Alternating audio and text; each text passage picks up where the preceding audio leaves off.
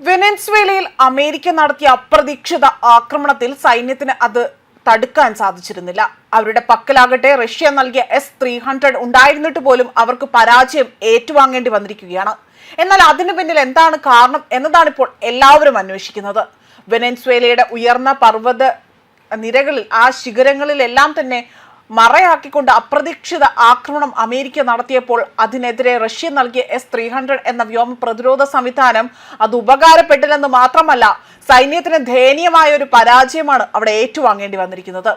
ഒപ്പം തന്നെ വെനസ്വേലയുടെ പർവ്വതങ്ങൾ അത് മറയാക്കാനുള്ള US തന്ത്രത്തിനെയാണ് ലോകരാഷ്ട്രങ്ങൾ ഇപ്പോൾ കൈയടിക്കുന്നത് എന്നതാണ് വലിയൊരു വിരോധാഭാസമായി തന്നെ ഉയർന്നു വരുന്ന കാര്യം.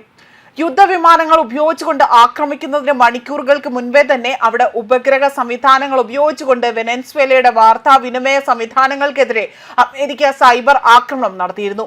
ഇതുമൂലം തന്നെ വെനസ്വേലയുടെ S-300 റഡാറുകൾ അത് നിർവീര്യമാക്കി എന്നതാണ് റിപ്പോർട്ടുകൾ സൂചിപ്പിക്കുന്നത്. അതായത് US-ന്റെ ആശയവിനിമയ അല്ലെങ്കിൽ അവരുടെ ഉപഗ്രഹ സംവിധാനങ്ങൾ അത്രയധികം ശക്തമാർന്നതാണ് എന്നത് തെളിയിക്കുന്നതാണ് ഈ ഒരു വിഷയം. വെനസ്വേലയുടെ ഉയർന്ന പർവ്വത നിരകളെ മറയാക്കിയുള്ള അമേരിക്കയുടെ തന്ത്രമാണ് വെനസ്വേലയിൽ അവിടെ വിജയിച്ചിരിക്കുന്നത്. മാത്രമല്ല, ഉന്നതമായ പർവ്വത നിരകൾക്ക് പിന്നിൽ തന്നെ ഉളച്ചു നിന്നുകൊണ്ട് അതിനുശേഷം സമയമായപ്പോൾ തന്നെ പെട്ടെന്ന് തന്നെ US യുദ്ധവിമാനങ്ങൾ വെനസ്വേലയുടെ ആകാശത്തേക്ക് ആക്രമണത്തിനായി തന്നെ അവിടെ കുതിച്ചെത്തുകയാണ് ഉണ്ടായത്. ഒന്നും രണ്ടുമല്ല, ഒരേ സമയം 150 യുദ്ധവിമാനങ്ങളാണ് കുതിച്ചു പാഞ്ഞവിടെ എത്തിയിരിക്കുന്നത്. അത് നടക്കുകയായിരുന്നു. അവസാന നിമിഷം തന്നെ അതിവേഗത്തിൽ കുതിച്ചു പാഞ്ഞ F-22, F-35 വിമാനങ്ങളെ ഒന്നും ചെയ്യാൻ വെനസ്വേലയുടെ മിസൈലുകൾക്കോ വ്യോമ പ്രതിരോധ സംവിധാനങ്ങൾക്കോ കഴിഞ്ഞില്ല എന്നതാണ് വാസ്തവം. റഷ്യയുടെ S-300 എന്ന വ്യോമ പ്രതിരോധ സംവിധാനമാണ് വെനസ്വേല ഉപയോഗിച്ചിരിക്കുന്നത്. ഏതൊരു ശത്രുവിനെ പോലും വെനസ്വേലയുടെ ആകാശ അതിർത്തി മുറിച്ചു കടന്നുവാൽ പോലും S-300 മിസൈലുകൾക്ക് അറിയാൻ സാധിക്കും. എന്നാൽ ഇതിന് 2 ശക്തമായ റഡാറുകളുണ്ട്. 64 N6E-യും 96 LRE-യും ഏത് വ്യോമ ആക്രമണ നീക്കങ്ങൾക്കെതിരെയും ഈ റഡാറുകൾക്ക് അത് കണ്ടെത്താൻ അല്ലെങ്കിൽ മണത്തറിയാൻ സാധിക്കുന്നവയാണ്. S-300-ൽ 4 മുതൽ 8 വരെ മിസൈൽ ലോഞ്ചറുകളുണ്ട്.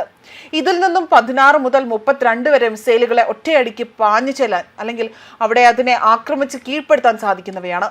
ഇതിൽ 150 കിലോമീറ്റർ റേഞ്ചുള്ള മറ്റു മിസൈലുകളും അതുപോലെ 100 കിലോമീറ്റർ അകലെ വരെ തന്നെ പാഞ്ഞെത്താൻ അല്ലെങ്കിൽ അടുക്കാൻ കഴിയുന്ന SA-12 ജെറ്റ് മിസൈൽ എന്നിങ്ങനെ പലതരം മിസൈലുകളും ഇതിൽ ഘടിപ്പിച്ചിട്ടുണ്ട്.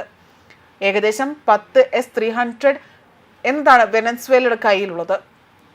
ഇത്രയും S-300 ഉണ്ടെങ്കിലും ആ രാജ്യത്തിന്റെ അതിർത്തിയിലേക്ക് ഒരു ഈച്ചയ്ക്ക് പോലും പറക്കാനാകില്ല. പക്ഷേ ചീറിപ്പാഞ്ഞു വന്ന അമേരിക്കൻ യുദ്ധവിമാനങ്ങൾക്ക് നേരെ ഒരു ചെറു മിസൈൽ പോലും S-300 അയച്ചില്ല എന്നതാണ് വാസ്തവം. ഇതിന് കാരണം വെനസ്വേലയുടെ ഉയർന്ന പർവ്വത ശിഖരങ്ങളാണ്.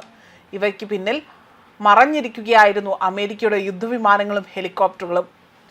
അന്ന് രാത്രി തന്നെ ഉറങ്ങിക്കിടന്നിരുന്ന വെനസ്വേലൻ പ്രസിഡന്റിനെ അദ്ദേഹത്തിന്റെ കൊട്ടാരത്തിൽ തന്നെ എത്തുകയും അവിടെ തിരിച്ചറിഞ്ഞതോടുകൂടി തന്നെ ആ യുദ്ധവിമാനങ്ങൾ ഒന്നടങ്കം അവിടേക്ക് ക്ഷണനേരം കൊണ്ട് കുതിച്ചെത്തുകയുമാണ് ഉണ്ടായത്.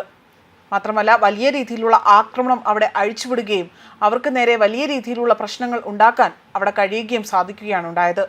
അതോടുകൂടി തന്നെ S-400 പ്രവർത്തിക്കുന്നത് അവിടെ വലിയ രീതിയിൽ ഇല്ലാതാകുകയും അത് നിർവീര്യമാവുകയുമാണ് ഉണ്ടായത്. ന്യൂസ് ഡെസ്ക് കർമ്മ ന്യൂസ്.